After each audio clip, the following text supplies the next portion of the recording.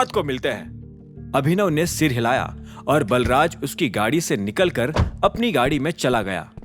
अभिनव ने उसे गाड़ी में वहां से जाते देखा और धीरे से गहरी सांस ली।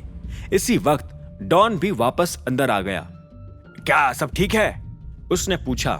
अभिनव ने उसकी ओर देखा और हामी में सिर हिलाया। चलो अब एटॉमिक बार चलते हैं। गाड़ी चालू करते ही अभिनव कुछ सेकंड्स में ही वहां से गाड़ी लेकर गायब हो गया। भले ही उसकी गाड़ी बाहर से खटारा दिखती थी, पर उसके अंदर के हाई परफॉर्मेंस पार्ट्स अच्छी सी अच्छी स्पोर्ट्स कार को भी आसानी से पछाड़ सकते थे। रिजल्ट तो कुछ ना कुछ आ ही जाएगा, अभी पहले मजे कर लेते हैं। क्या बोलते हो? अभिनव की बात पर डॉन हंस पड़ा। अब आपका कहना कैसे मना कर दूं बॉस? अभिनव भी मुस्कुराया और उसने अपनी कार की स्पीड और बढ़ा ली।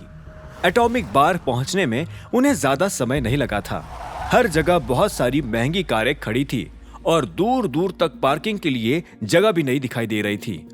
ऐसा लगता है कि एटॉमिक बार पहले से ही नंबर 1 पर है ना? डॉन ने हामी में सिर हिलाया।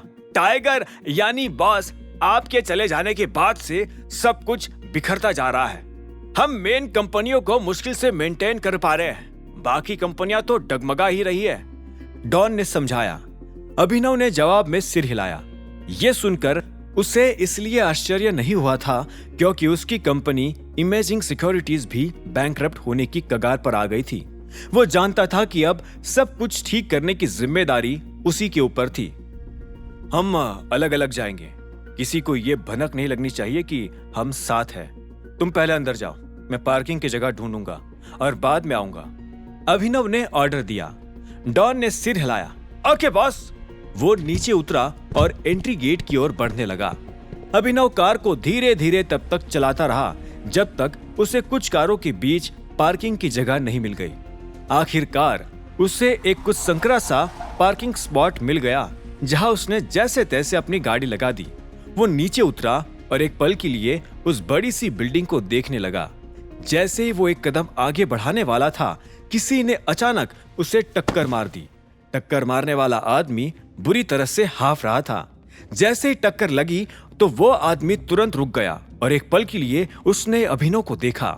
पहले तो अभिनव उसका चेहरा नहीं पहचान सका था, लेकिन थोड़ा गौर करने के बाद ही उसे एहसास हुआ कि वो आदमी और कोई नहीं बल्कि जॉनी था। जॉनी वो पहला आदमी था जिसे अभिनव ने अपनी असली पहचान के बारे में सबसे पहले बताया था। अभिनव को उसे देखकर थोड़ा अजीब लगा। वो भी जॉनी को पहचान गया था। जब वो पहली बार अभिनव से मिला था तब भी वो किसी मुसीबत में था और आज भी उसे देखकर ऐसा ही कुछ लग रहा था। जॉनी के कुछ कहने से पहले ही अभिनव मन ही मन ये मान चुका था कि आज फिर हमेशा की तरह उससे जॉनी की मदद करनी थी। अभिनव तुरंत ही अपनी कार में वापस गया और उसने एक नोज मास्क उठाया। उसे अपना चेहरा छिपाने की जरूरत थी, पर इतने में ही जॉनी वहां से भाग गया। उसके पीछे ढेर सारे लोग भाग रहे थे। उनके चेहरों पर गुस्सा और हाथों में हथियार थे। अभिनव ने फेस मास्क अपनी जेब में रखा और उन आदमियों के पीछे भागने लगा। वो सब लोग भागते हुए एक गली में घुस गए थे। डिलीवरी बॉय रह चुके होने की वजह से अभिनव उस इलाके के चप्पे चप्पे से वाकिफ था। वो ये भी जानता था कि उसे उन लोगों को कैसे घेरना है। अभिनव गली में दाखिल होने के लिए दूसरे रास्ते पर चला गया और कुछ ही देर में उस गली में पहुंच गया। तभी उसे किसी के चिल्लाने की आवाज आई।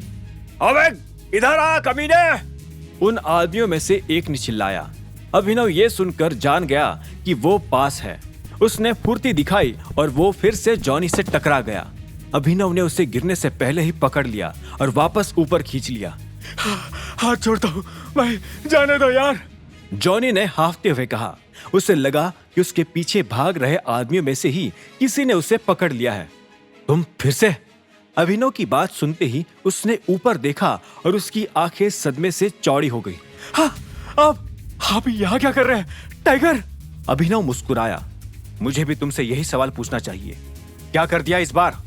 जॉनी घबराकर मुस्कुराया। अल्लाह, उसने शुरू किया, लेकिन इससे पहले कि वो आगे कुछ कह पाता पीछे से आवाज आई। तो एक आवाज गूंजी जिससे जॉनी के वे शब्द निकल ही नहीं पाए जो वो कहने वाला था। प्लीज मुझे बचा लो। जॉनी अभिनव के सामने गिड़गिड़ाने लगा। अभिनव जानता था कि अगर जॉनी का पीछा कर रहे वो लोग उस पर हाथ डाल देते हैं तो वो मारा जाएगा। जॉनी ही वो पहला आदमी था जिसे टाइगर ने अपनी असली पहचान के बारे में बताया था। अब आगे क्या होने वाला था? क्या अभिनव अब उन लोगों से लड़कर जॉनी को बचा पाएगा? क्या वो लड़ते वक्त अपनी भी आइडेंटिटी का ध्यान रख पाएगा या फिर एक्सपोज हो जाएगा? अरबाज के बेसमेंट में जाकर अभिनव लक्ष्य के परिवार को ढूंढ पाएगा या नहीं? जानने के लिए सुनते रहिए आगे की कहानी जानने के लिए देखें अगला एपिसोड सिर्फ पॉकेट एफएम के यूट्यूब चैनल पर, और द रिटर्न ऑफ टाइगर के सारे एपिसोड्स को सुनने के लिए डिस्क्रिप्शन में दी लिंक से डाउनलोड करें पॉकेट एफएम ऐप।